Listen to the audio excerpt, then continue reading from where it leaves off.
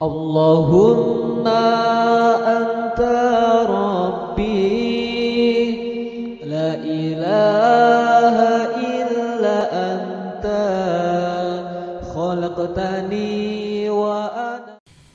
Bismillahirrahmanirrahim. Assalamualaikum warahmatullahi wabarakatuh. Al-Fatihah bin ta'alam wa ta'alim al-ifadah al-istifadah wa la tamasuki bi kitabillah sunnatu rasulillah.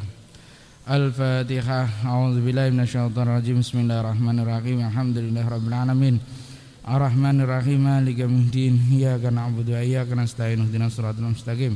Shiratal ladzina an'amta 'alaihim ghairil maghdubi 'alaihim waladdallin. Ighfir li wa li walidayya wa lil mu'minina amin. Monggo sarang-sarang selawat bil qulub. Bismillahirrahmanirrahim. Allahumma salli ala sayyidina Muhammadin tibbil qulubi wa dawaiha wa afiyatil abdani wa shifaiha wa nuril absari wa diyaiha wa ala alihi wa sahbihi wa sallim. Allahumma salli ala sayyidina Muhammadin tibbil qulubi wa dawaiha wa afiyatil abdani wa shifaiha wa nuril absari wa diyaiha wa ala alihi wa sahbihi wa sallim.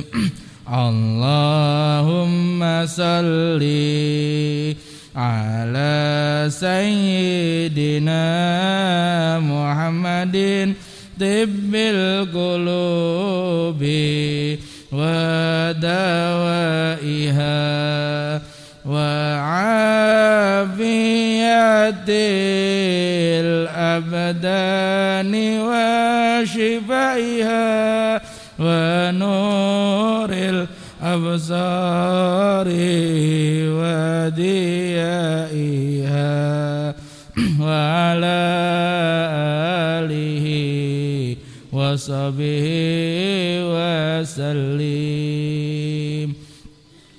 Kita tambah sirahnya Mbah Hasyim Asy'ari karena kondisi Tuban yang agak memerah akhir-akhir ini. Liham satun nggih 3 kali. Bismillahirrahmanirrahim. Liham satun utsfi biha haral wabail hatimah al-Mustafa wal Murtada wa abnahuma wa Fatimah li khamsatun utsfi biha haral wabail hatimah al-Mustafa wal Murtada wa abnahuma wa Fatimah li khamsatun utsfi biha haral wabail hatimah al-Mustafa wal Murtada wa abnahuma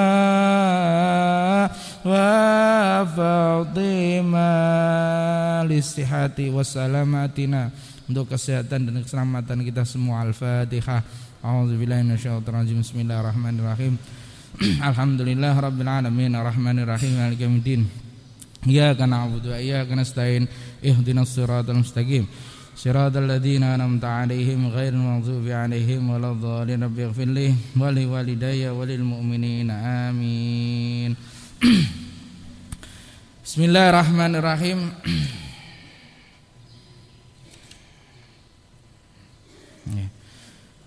Bismillahirrahmanirrahim. Pagi hari ini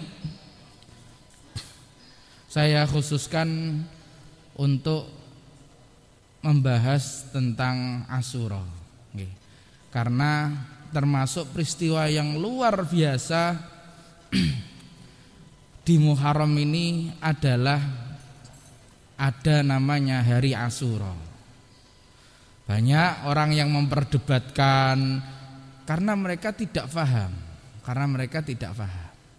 Saya hanya berkeyakinan satu, tidak mungkin para guru-guru saya, para salafun shalih, para ulama, para habaib mengajarkan hal-hal yang salah, ilmu yang salah, amalan yang salah kepada murid-muridnya. Jadi ketika Asyura seperti saat ini luar biasa, di Yaman pun luar biasa, artinya peringatannya luar biasa.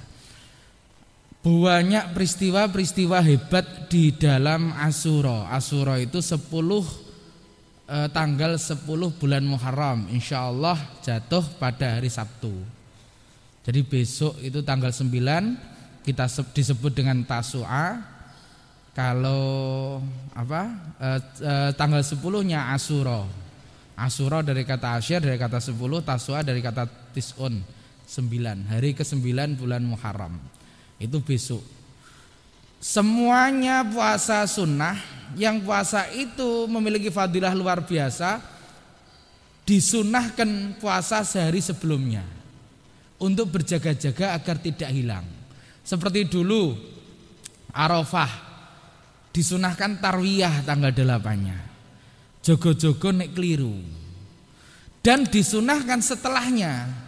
Cuman karena Arafah tanggal 9, tanggal 10-nya itu hari raya Idul Adha dan tidak boleh puasa ketika hari raya, maka cuman dilakukan puasa tanggal 8-nya saja sebagai jaga-jaga puasa tanggal 9 Arafahnya. Sama begitu juga ketika tahun baru kemarin, tanggal 30-nya akhirnya puasa. Ini tanggal 10 Muharram. 10 Muharram saat ini tanggal 10 Muharram karena spesial luar biasa, istimewa, maka disunahkan puasa sebelumnya untuk berjaga-jaga, yaitu Tasu'a tanggal 9.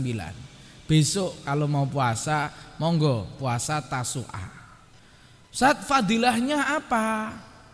Satu, jelas di bulan Muharram. Barang siapa puasa di bulan Muharram sama dengan sehari saja, sama dengan 30 hari di selain bulan Muharram. Selain bulan Muharram. Kalau satu hari saja di bulan Muharram. Bulan Muharram itu ada 4, Dzulqa'dah, Dzulhijjah, Muharram sama Rajab.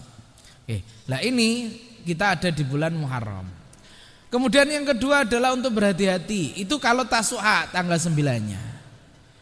Tanggal 9-nya betul. Dan tanggal 10-nya Asyura-nya, yaitu besok hari Sabtu. Itu yang hari ditekankan puasa Asyura. Bahkan Nabi awal sejarahnya puasa Asyura itu puasa yang diturunkan sebelum Ramadan. Jadi sebelum ada puasa Ramadan, puasa Asyura itu sudah ada.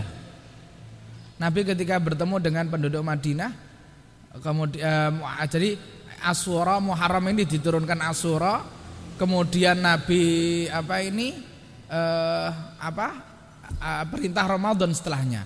Ketika Nabi ketemu dengan orang Nasrani, orang Yahudi, mereka berpuasa juga di bulan Asyura. Di hari Asyura mereka puasa juga. Ketika ditanya Nabi, kenapa kalian puasa? Karena Nabi kami diselamatkan di bulan Asyura, di hari Asyura. Nabi Musa diselamatkan orang Yahudi. Nabi Musa diselamatkan dari kejaran Fir'aun, selamat itu di hari Asyura. Peristiwa itu terjadi di hari Asyura. Nabi Isa diangkat, diselamatkan dari kejaran yang akan menyalibnya itu di hari Asyura. Banyak Nabi Adam keliru mulai awal Nabi Adam, beliau bersalah makan buah khuldi, kemudian sampai dihukum di bumi. Itu taubatnya diterima oleh Allah di hari Asyura. Di hari Asyura, taubatnya diterima di hari Asyura. Banyak Nabi Ibrahim dibakar, kemudian diselamatkan di hari Asyura. Sampai yang luar biasa, Nur Nabi Muhammad, Nabi Muhammad itu, nurnya Nabi Muhammad itu diciptakan oleh Allah di hari Asyura. Di hari Asyura. Jadi hari Asyura itu bagi orang yang mengetahui, karena banyak orang-orang yang tidak mengetahui. Mereka mengatakan di dalil di hadis di Al-Qur'an di dan lain sebagainya. Ada. Cuman ketika ditunjukkan, karena dasarnya mereka sudah tidak iman, tidak percaya, ya wis. Kita dudono koyo piye wae mereka ndak akan percaya. Pun Asyura tanggal 10 Muharram. Banyak peristiwa-peristiwa. Nabi Daud sujud 40 tahun karena kesalahannya.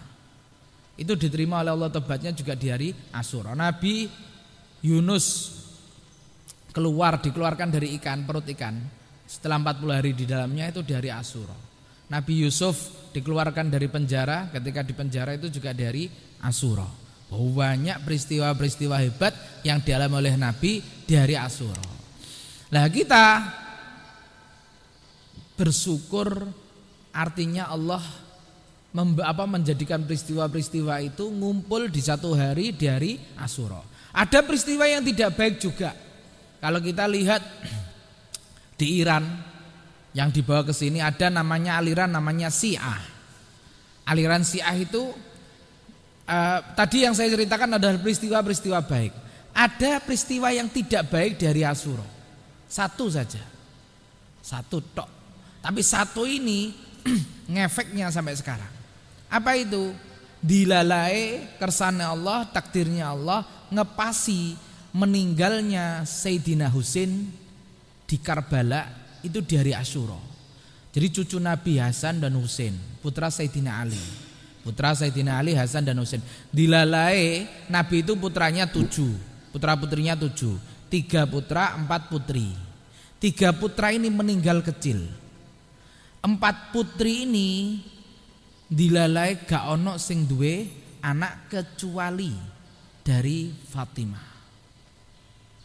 Dari Sayyidina Ali kemudian Fatimah. Ketiga lainnya ndak. 2 dinikah Sayyidina Utsman, 1 ini ndak ada. Yang punya anak hanya Fatimah dari 7 ini. Dari 7 ini. Yang punya anak hanya Sayyidina Fatimah. Lah Sayyidina Fatimah sama Sayyidina Ali ini punya anak Hasan dan Husain. Hasan dan Husain. Sayyidina Ali ini punya anak lagi tapi bukan dari Fatimah, tapi tidak nyambung kepada Rasulullah. Lah yang nyambung kepada Rasulullah adalah Hasan dan Husain. Lah Husain ini meninggal di Karbala. Karbala niku Iran. Jadi sudah dikasih tahu Nabi kalau ini cucuku Husain ini akan meninggal di Karbala, dibunuh oleh umatnya sendiri, dibunuh oleh pengikutnya sendiri. Jadi tidak heran sekarang kalau saya menjawab berita-berita nek ngikuti gak ono bare, nek ngikuti ora ono bare. Ono dhisik kiai ini, kemudian saiki murid-muride nglawan kiai ini. Mergane beda masalah politik, beda pilihan, beda apa wis pokoke nglawan dan lain sebagainya. Sing iki pengikute melok iki terus saiki nglawan. Wajar, saya lihat gak aneh. Karena sejak zaman Nabi sudah ada. Salah satu contohnya adalah Sayyidina Husain. Sayyidina Husain itu dibunuh oleh pengikutnya sendiri, oleh umatnya sendiri, oleh jamaahnya sendiri. Dibunuh. Sayyidina Husain diundang di Iran, kemudian diprovokator sana kena, diprovokatori kena, iki balik berangkat ke Iran. Walhasil ceritanya panjang. Sayyidina Husain tahu kalau bakalan terbunuh di Karbala. Dan di Karbala sana orang-orang yang provokator itu wis pokoknya dienteki. Keluargane Kanjeng Nabi dienteki kabeh wis ben gak ono keturunane Kanjeng Nabi. Orang Wahabi berpendapat habis keluarga Nabi di Karbala. Di Karbala gak ono wis keluarga Nabi gak ono di Karbala. Padahal masih ada yang selamat, yaitu Sayyidina Ali Zainal Abidin. Jadi masih kecil. Nek ono film Arab iku film Karbala iku lebih menjiwai, lebih delok niku. Itu ada masih kecil 5 tahun diselamatkan.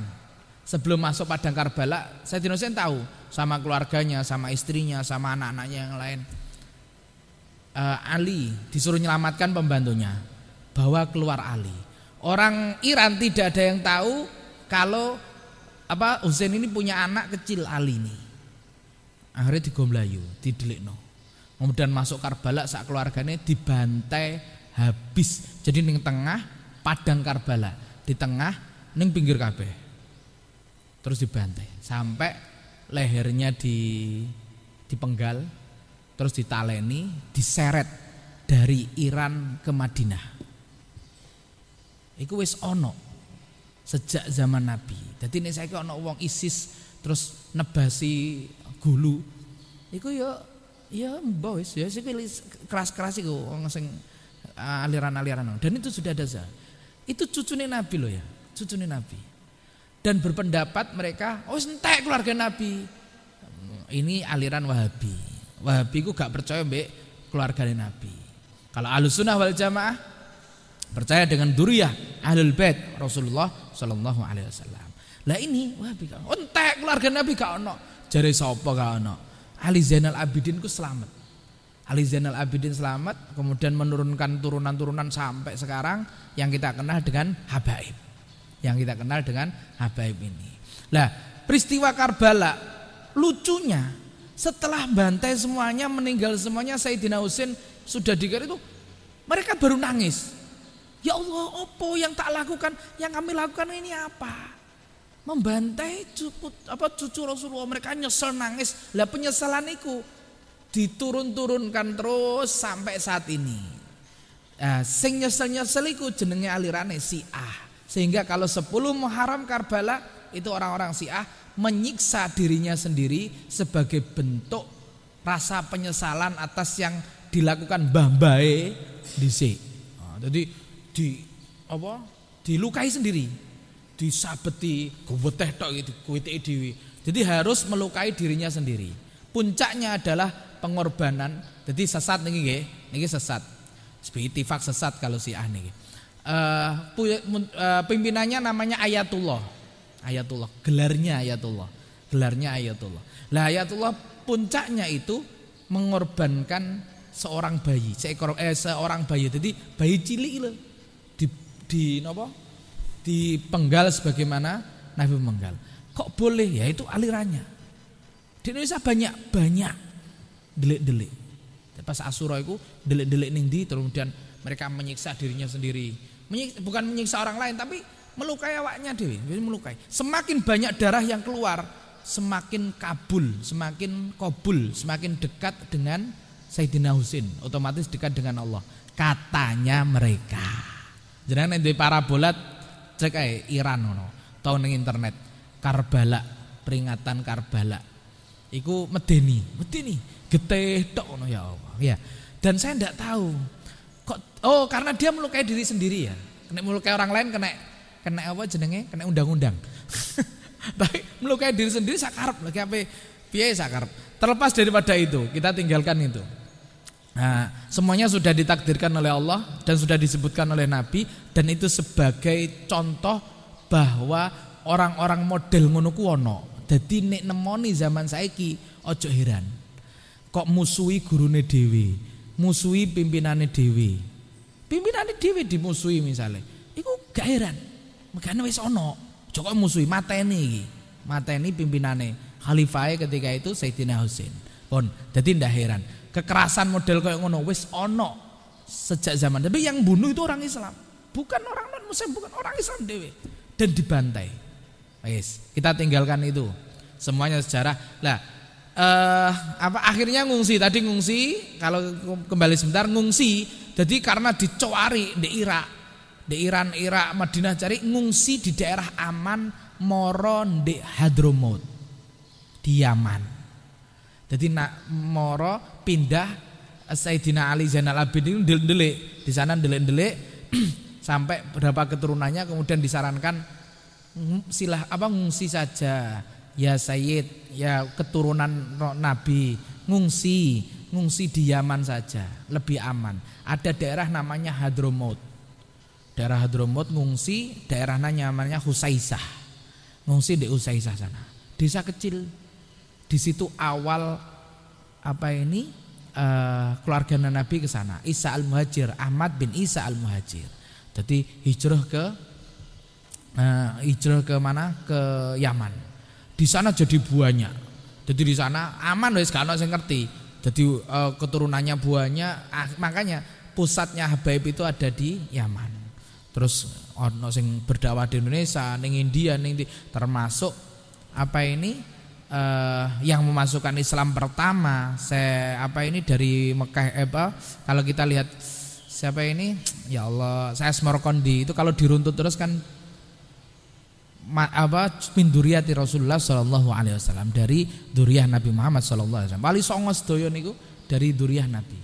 Wali songo semua itu dari duriyah Nabi. Wali songo. Saya ada. Silsilahnya ada. Pun kita tinggalkan Karbala, kita menuju ke yang positif. Banyak peristiwa-peristiwa positif lainnya sehingga kita disunahkan untuk puasa. Banyak kesunahan-kesunahan dari Asyura. Kesunahan-kesunahan dari Asyura banyak. Ada yang benar-benar hadis jelas hadisnya kuat derajatnya. Ada yang amalan-amalan meskipun sebenarnya orang mempertentangkan. Loh, ini tidak di Asyura juga tidak apa-apa. Sebagian amalan Asyura adalah memperbanyak di hari Asyura itu sholat. Paling tidak ya di malam Asyura, ya kita kalau tidak sholat qobliyah ba'diyah ya sholat atau qobliyah ba'diyah. Sebagian orang mengatakan sholat awabin badal antara maghrib dan isya, atau sholat hajat. Artinya di hari malam itu nek iso sholat sunnah, poso di hari Asyura tanggal 10. Tanggal 10 berarti Sabtunya. Kemudian nyambung silaturahim. Nah, amalan-amalan seperti ini adalah amalan baik. Sebagai rasa kita syukur, itu kita melakukan banyak amalan baik melebihi hari-hari yang lain. Nyambung silaturahim, walaupun by HP, by SMS atau telepon atau walhasil silaturahim. Nyambung itu berarti sing putus. Nggih. Bersedekah. Sedekah. Jadi esuk Sabtu pas ngaos pagi seperti ini, bawa uang sedekah, masukkan masjid jariah atau kasihkan orang, terserah. Nggih. Mandi, disunahkan mandi, membersihkan diri. Oh wis angger dina adus Sat. Nah iya. Nah, seperti ini kan ngono iso ana angger dina adus ya wis, berarti kan sudah. Memakai celak. Oh, jadi di hari Asyura itu ketika saya di Yaman itu do celaan. Sat lanang Sat, do ndak apa-apa. Nabi itu bercelak.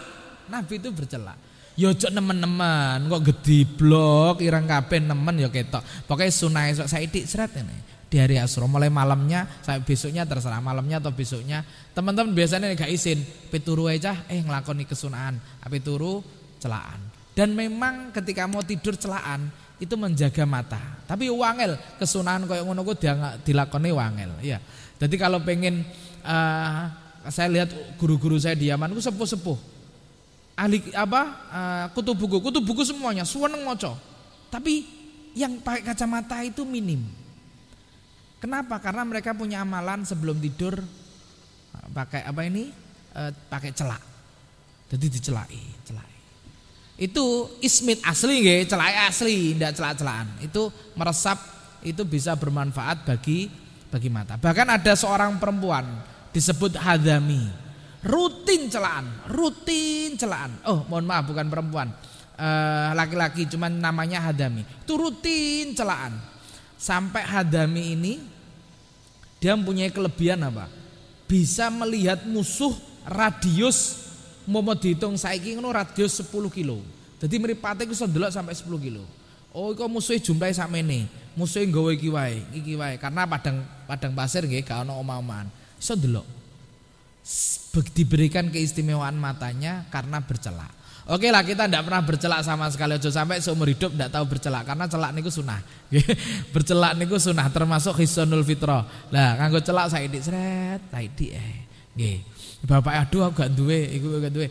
Tukokno nang omah paling gak ono celak siji lah. Nggih, celak ono sing sing apa iki jenenge ana sing pulpen bentuk petelot ngono ku ana. Aja ono terus digawe spedol aja nggih atau petelot jangan. Ada yang model kayak petelot, ada yang model kayak ini, celak nggih pun disunahkan belak. Gak iso Ustaz, ya wis liyane. Berziarah kepada ulama dolen. Oh jenengan Sabtu sudah ngaji di sini ada Mbah Kung ulama cukup. Ketemu misalnya menjenguk orang sakit walaupun sakitnya ringan. Ki sakit apa? Pilek. Nah misalnya didulini. Oh ya wis piye gak apa-apa ngene-ngene makan digoleki. Di sana nyari. Jadi mengunjungi ulama itu Asyura dijadwalkan. Berkunjung ke ulama pagi hari Asyura itu jam sekian sampai jam sekian rumahnya ini. Jam sekian sampai sekian. Jadi ono jadwale. Jadi di sana kesunahan-kesunahan ini dilakukan secara bersama-sama, secara berjamaah dan terstruktur, terprogram. Jam sekian ke rumahnya Habib ini sesepuhnya, jam sekian ke rumahnya ini. Kemudian orang yang sakit itu diberitahukan, fulan ini orang-orang yang sakit, orang-orang sepuh sana yang sakit yang mau berkunjung silahkan. Tapi ora suwe-suwe jenenge berkunjung teko ndongakno. Ora terus ngomong aneh-aneh, nggih, berkunjung tilik iku lho ya, tilik kayak Butejo. Nggih, menjenguk orang sakit menafkahi nafkah keluarga. Nah, di hari itu rada enak mangane. Memberikan menambah nafkah keluarga iku akeh sing bingung. Ya apa Ustaz maksudnya menambah nafkah keluarga? Dina iku rada enak lah mangane. Nek gak ono buahe kayak buah misale. Mau motong kuku Sabtu. Mengusap kepala anak yatim, menyantuni yatim dan mengusapnya nggih. Terus membaca surat Al-Ikhlas 1000 kali. Akeh saat iki amalane apa ae wis ngeten. Nek bingung poso sing gampang nggih. Adus wis mesti adus. Nggih to, adus wis mesti adus poso. Iku budal ngaji ning kene wis silaturahim. Syukur-syukur sing budal ana sing lara. Kenapa yo rada pilek aku ya Allah. Semoga-moga ndang mari ya. Ngono misale. Iku wis nyambangi wisan. Iku wis nyambangi ndongakno. To bae telepon misale nggih. Pun terus santunan yatim. Ya yang ada yang kuat itu adalah puasa dan memberikan nafkah keluarga ini sama yatim nih. Sehingga dikenal hari Asyura itu hari yatim sedunia. Bahkan saya bisa mengatakan saya sendiri nggih, saya berpendapat sendiri bukan hari yatim sedunia mana, bisa jadi sedunia dan seakhirat. Artinya apa? Karena bersambung dengan pahalanya ke akhirat nanti. Jadi hari anak yatim sedunia itu jatuh pada tanggal 10 Muharram. Di sana itu anak-anak yatim keluar semuanya dan mereka keluar kemudian nyari orang-orang. Asyura. Jadi mereka sambil nyari orang Asyura dibuka kopiahnya gini, yang cowok nggih. Dibuka kopiahnya Asyura. Diduk-dukno sirahe. Enak wis gak goleki karek. Oh, ngusap-ngusap. Gini ngusap. Tapi mosok ngusap tok. Jadi kalau Asyura seperti ini, pelajar-pelajar ku golek ijolan receh. Sapa duwe receh? Iki sadurunge wis disiapno receh-receh ngono 10 realan ngono. Nek recik akeh. Gopo Asyuranan cah metu ngono ning dalan ngono, cah yatim wis akeh. Asyura dibuka kopi Asyura. Ya diusap dikai dhuwit, usap. Enak wisan.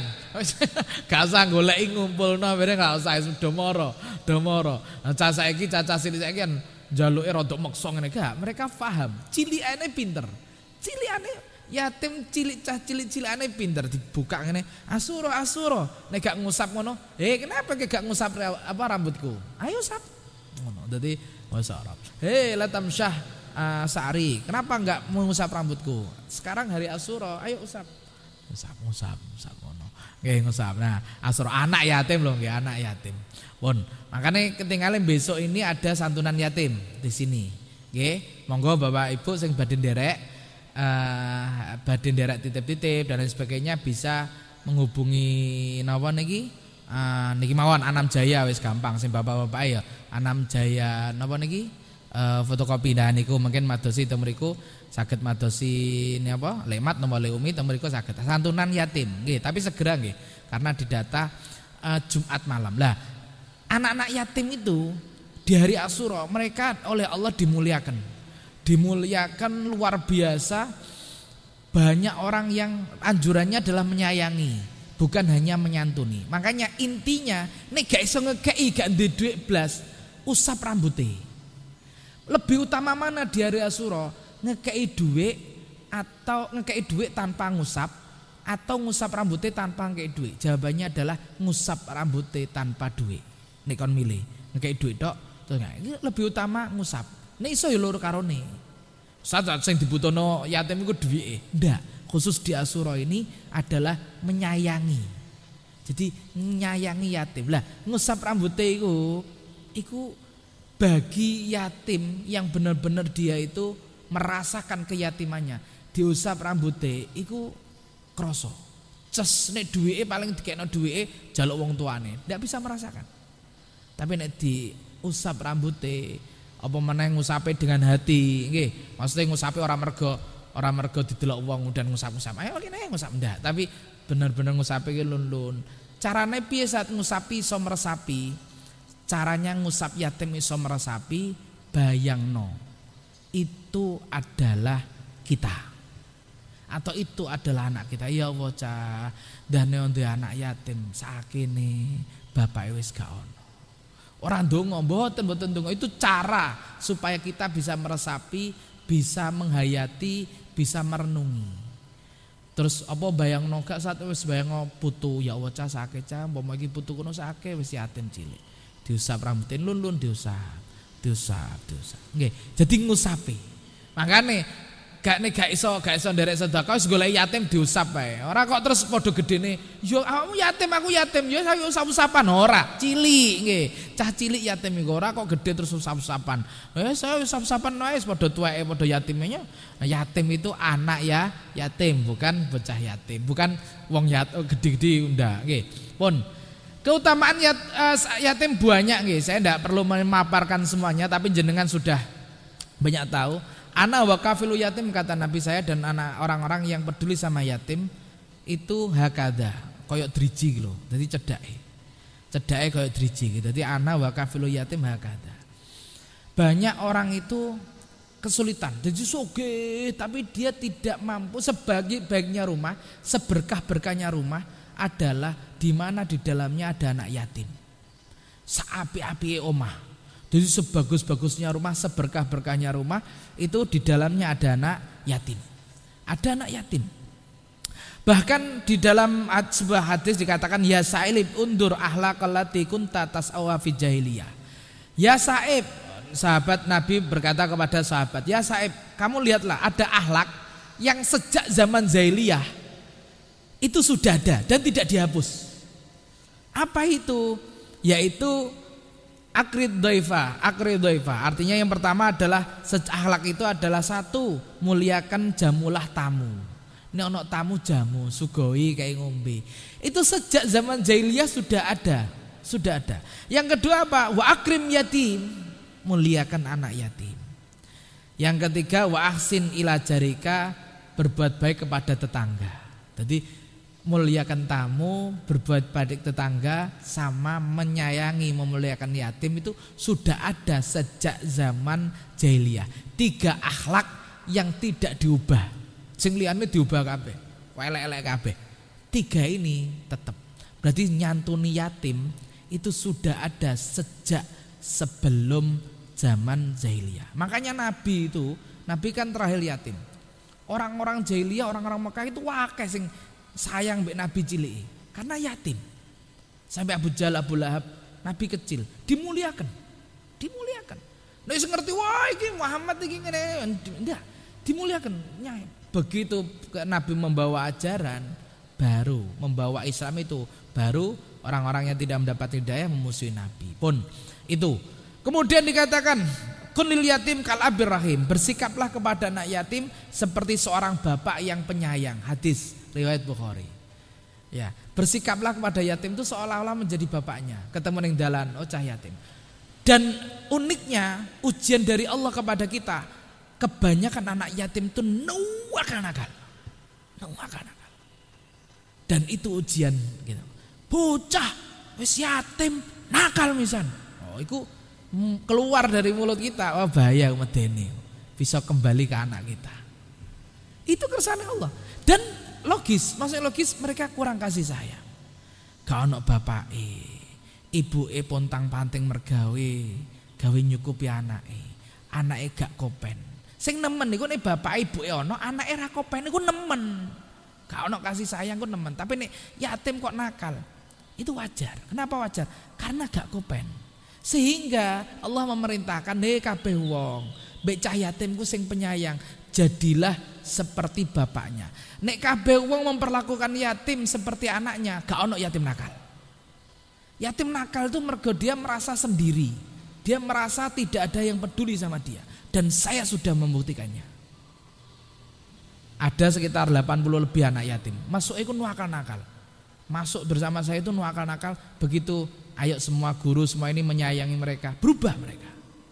Mereka berubah. Karena apa? Mereka itu menjadi demikian karena orang-orang sekitarnya tidak ada yang peduli. Padahal jelas perintahnya, kun lil yatim, jadilah bagi anak yatim itu seperti orang tua yang penyayang. Ana tanggane yatim, he, jong peneng di, nduk peneng di, iki ana dhuwit sangone, iki nggih tumbas kono, ki wis maem ayo melok aku, pokoke sebisa mungkin koyok iku anake, koyok anake, anak-anak yatim itu angel, nggih. Tapi kalau bisa seperti itu, anak yatim ini minim yang nakal. Karena kita bantu memberikan kasih sayangnya. Saat saya gak duit saat perhatian ndak apa-apa. Kepening di, ayo sekolah ini tak budal bareng aku, jak bareng. Sale tonggono ono sing yatim dan lain sebagainya. Kemudian banyak hadis-hadis tentang menghormati muliakan anak yatim. Man dhamma yatiman baina abawihi musliman fit ta'ami wa syarabi hatta yastaghni anhu wajabat lahu jannah. Barang siapa yang mengikut sertakan seorang anak yatim di antara dua orang muslim, yaitu ayah dan ibu, orang tua kedua ini, maksudnya ada suami istri, ayah ibu, mengikutkan anak yatim di dalam makan dan minum, bisa tinggal di rumahnya, mangane podo ngombene, bisa pokoknya setiap makan dan minum ada anak yatim yang terlibat di dalamnya, maka apa? Wajabat alaihi jannah. Jadi wajib mlebu surga wong iki. Dadi nek masak nek ngerti tangga yatim ngono, diluwahi masake engko diterno. Masak kare diluwahi siji kena. Diluwahi siji kena.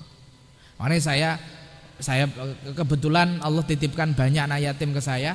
Wis pokoke mangane podo. Dadi mangane santri podo kabeh, manganku ya podo. Nek santri mangan pindang, aku ya mangan pindang. Sehingga saya sengaja wis ambil makan saya ambilkan dari dapur. Pokoknya bocah mangan apa, ya aku mangan iku. Wis mangan apa pokoke padha. Jadi tidak ada dilebihkan anak yatim sama kita itu nek iso padha mangane. Lah, ketika kita di rumah ana tangga nek gak iso rutin kolo-kolo. Masake luwehi cah kekno cah yatim kae lho. Ya kekno cah yatime, misale ana ibu ngono, niki damel bejo, niki damel fulan, niki damel kacung misale lanang. Ini damel genduk ngono. Ya Allah napa Bu repot? Masalah kok dipangan ibuke urusan liya. Yang penting diparingi. Lah ini ada orang-orang yang tanya, orang-orang yang mampu tanya, Ustadz saya ketika saya jelaskan seperti ini, mereka tersentuh kemudian tanya, gimana Ustadz caranya? Gampang. Jenengan pokoknya setiap makan atau apa, nek mangan ning omah ya dibungkus siji, nek mangan ning jaba mangan apa ya bungkus, misalnya pas ning jaba marung mbek kanca-kanca mangan rawon, ya bungkus tunggal Pak nggih, bungkus tunggal Pak nggih. Terus mungkin jenengan cangking sakliwatan bono cah yatim ning ndi nek paham kekno, atau bungkus setunggal Pak nggih, nek jenengan bingung Pak niki jenengan paringake yatim nggih, duwiki. Jenengan paringake yatim sing jenengan semrapi nggih. Ada orang yang saya kasih seperti itu kemudian ngamalkan. Ya Ustaz, wis bismillah tak amalkannya. Ana sing budal mergawe wis gawa sego, kemudian bungkus apa ngono. Bungkusnya kalih nggih. Gedekne mangan ning kantor, terus mbek sijine engko diampiro ning ndi. Diampiro ngerti kok mae cah yatim. Niki damel genduk, Ustaz. Gak iso angger dina, wis angger dina Jumat tok misale. Angger dina Sabtu tok. Gak iso angger minggu pisan. Angger ulan, wetone jere wong Jawa. Wetonmu, Cung, wetonmu. Makane dhisik kula niku kebayang wong tua iku, saiki dina apa? Kamis Kliwon, wetonmu misale. Dina apa? Ahad Legi, wetonmu bancaan kono kayak cah yatim. Nah, itu mungkin salah satunya di sini. Nek gak iso angger dina, angger minggu, gak iso angger minggu, angger ulan, wetone wae ben gampang, ben eling wetone. Nggih. Nek gak iso setahun pisan pas Asyura. Pas Asyura kados ngeten niki. Pun. Kemudian lagi atau hibu antalinal kulbak, Apakah kamu ingin hatimu itu dilunakkan? Jadi gampang saake mbek wong, hatimu iku layin, lembut, lemah lembut. Wa durikal hajatuka, dan hajat-hajatmu itu terpenuhi. Bagaimana caranya? Irham yatim, sayangi anak yatim. Wamsah rasahu, usap rambutnya. Wat imhu min ta'amik, berikan makan. Makanya besok kalau tidak salah diusap rambutnya, kemudian pulang dibawai jajan biasanya.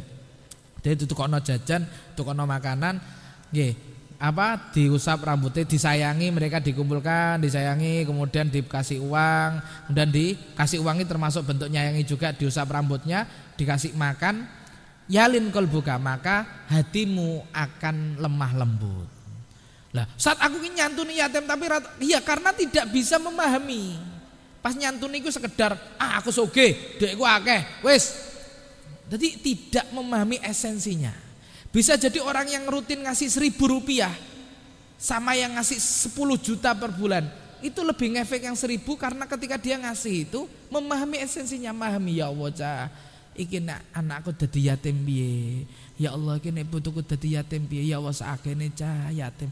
Ya Allah iki koyok jeng Nabi dhisik juga yatim seperti ini. Ya Allah, jadi memahami ngekekno niku dengan perasaan, dengan hati, bukan karena ria, bukan karena pamer, bukan karena hal-hal yang lain.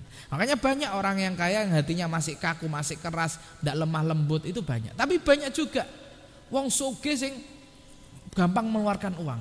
Karena apa? Keterima, dia rutin menyantuni yatim sehingga sake banyak sering. Jadi dilalai oleh Allah di akhir zaman itu akan banyak orang yang kaya, orang kecukupan dan hatinya tergerak di akhir zaman itu. Di akhir zaman. Dan nanti kesulitan golei sasaran target yatim itu kangelan. Golei karena apa? Karena banyaknya anak yatim nanti yang bakalan sukses. Jadi anak yatim, anak duafa itu di akhir zaman nanti bakal, dan mereka itu nanti akan istilahnya, karena dulu mereka banyak yang menyayangi, mereka akan disayangi. Di akhir zaman saiki wis mulai ketok akeh wong sugih dan luman. Ya, ono sing medhit ya iku nggih contoh elek. Ya gak mungkin lah ono wong apik iku nggih contoh eleke, tapi aja ditiru. Wong medhit kae lho, wong sugih kae medhit apa meneh aku gak duwe ya medhit kuadrat. Ya ora, iku contoh eleke, aja ditiru. Nyendelok sing ya Allah, boleh kita iri kepada orang kaya yang luman, yang dermawan. Iku entuk iri. Ya Allah, wong sugih kae lho, lumane. Aku umpama sugih ya koyo ngono paling kok. Ah, iku boleh, iri seperti itu boleh, nggih, dengan kebaikan. Pun banyak fadilahnya yatim, banyak. Walhasil monggo bahkan salah ini nggih kula kemutan terakhir, bahkan kalau kita mau ngumpul, jadi ngumpul misalnya komunitas alumni SD gawe grup WA, alumni SMP gawe grup WA. Iki nek gelem, mereka ini nek gelem mau, iku ono gerakan sosial luar biasa. Ayo iki tonggoku ono yatim, atau iki lho anake koncone kene eling bejo gak? Iya bejo. Iku wis gak ono, mati. Anake iku 3 yatim kabeh. Sopo sing peduline gak kene? Alumni kanca-kancane SD. Iya, ayo ngumpulo dhuwit gawe sapa? Gawe anake bejo. Akhirnya terus aku ono koncoku. Jadi komunitas itu bermanfaat juga. Wis, karena ini anaknya teman SD kita, wah misalnya, dan yatim, ayo disongkong bareng-bareng. Wis sedina 10.000 saulan 10.000-an wis, ya ayo 10.000-an. Gawe anake bejo kanca SD-ne kene sing pas SD-ne nawagal misale. Ya ndak peduli. Walhasil iku nek ana gerakan-gerakan masif kecil-kecil seperti itu, keluarga, misalnya sak keluarga. Wis ayo ben ndelok fadilah cah yatim, ngangkat yatim, yuk golek yatim siji diopeni dari uang keluarga ini sampai kuliah, sampai bar, sampai kuliah didadekno nggih jariah keluarga. Luar biasa nih. Luar biasa. Siji wae gak sakake, tapi dimatengno. Lah supaya kan akeh yatim, digoleki sing piye ben gak muspro, digoleki sing rada pinter supaya engko iso bantu. Pun niku mugi-mugi Asyura kali ini kita bisa melakukan kesunahan-kesunahan tadi. Yang paling penting, yang paling urgent adalah puasa, menafkahi dan santunan yatim tadi. Yang mau ikut santunan yatim nominalnya bebas, nggih. Ape melok 1.000, 2.000, mosok 1000 tat yo contoh iki contoh melok-melok sing penting ikhlase sing penting niki dititipake monggo insyaallah Jumat dalu nggih Jumat malam Sabtu akan ada santunan. Saya tidak tahu berapa jumlah yatimnya, saya tidak tahu juga berapa uang yang diterimakan, saya tidak tahu. Walhasil berapapun itu tidak penting. Yang penting adalah keistiqomahan kita melakukan kesunahan tiap tahun, yaitu melakukan santunan anak yatim. Karena kalau sampai tidak ada karena pandemi seperti ini, wis dienteni mbek cacah yatim. Cung, sedongkas Asyura cung, sik yo ke gungso tuku tas, sik yo ke durung tak tukokno kebutuhanmu sekolah, ngenteni Asyura jere ibuke. Kok Asyura kok akeh santunan. Ternyata kita tidak ada santunan sama sekali. Ndahne yo atine iku ngenes. Cacah yatim wis dinteni Asyura ki mbek cacah yatim wis dinteni. Nek sampai kita menghilangkan kebiasaan ini, kasihan mereka. Wis situasi sulit, kemudian mereka kebiasaan itu hilang. Nggih, mudah-mudahan kita semuanya bisa istiqomah bersama peduli pada anak-anak yatim itu. Di antaranya juga besok Asyura ini yang bisa ikut monggo, yang tidak bisa mau melakukan sendiri monggo. Walhasil jangan tinggalkan anak yatim. Mudah-mudahan Allah merahmati kita, mengumpulkan bersama-sama mereka di surganya Allah. Amin Allahumma amin. Bismillahirrahmanirrahim. Allahumma ini astaudiuka ma'alam tanihi fardudu ilayya indah hajati ilaihi falatun sini ya rabbal alamin. Allahumma ini astaudiuka ma'alam tanihi fardudu ilayya indah hajati ilaihi falatun sini ya rabbal alamin. Allahumma ini astaudiuka ma'alam tanihi fardudu ilayya indah hajati ilaihi falatun sini ya rabbal alamin. Al-Fatihah. A'udzubillahi minasyaitonir rajim. Bismillahirrahmanirrahim. Alhamdulillahirabbil alamin. Arrahmanirrahim. Maliki yaumiddin. Iyyaka na'budu wa iyyaka nasta'in. Ihdinas siratal mustaqim. Shiratal ladzina an'amta 'alaihim ghairil maghdubi 'alaihim waladdallin. Rabbighfirli wa liwalidayya walil mu'minin. Wallahu muwaffiq. Assalamualaikum warahmatullahi wabarakatuh.